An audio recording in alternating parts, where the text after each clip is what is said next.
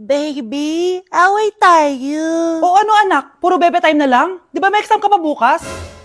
Opo, Nay. Try mo kaya mag-review para di ka puro bagsak. Diyos ko. Sige, Nay. Challenge accepted. Makaka-perfect ako sa exam bukas. Sino nagsabing hindi ko kaya mag-review? Baka Scarlett to.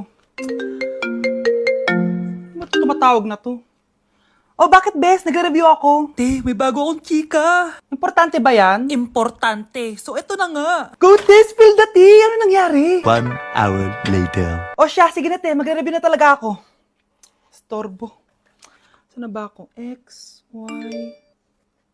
Hala, break na sila. Ano nangyari? 1 hour later. Mag-review na nga ako.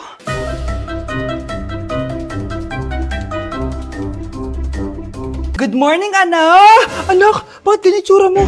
Hanay, nag-review ako buong gabi. Akala ko puro numbers lang yung math.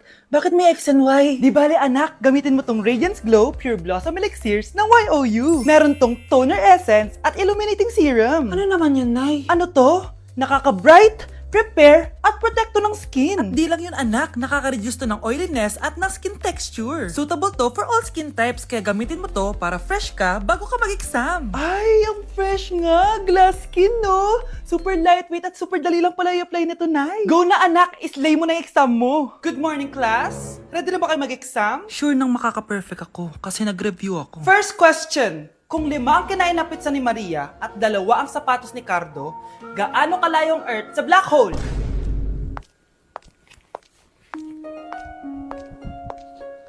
Hindi man lumabas ang mga nireview ko, ang importante, maganda ako.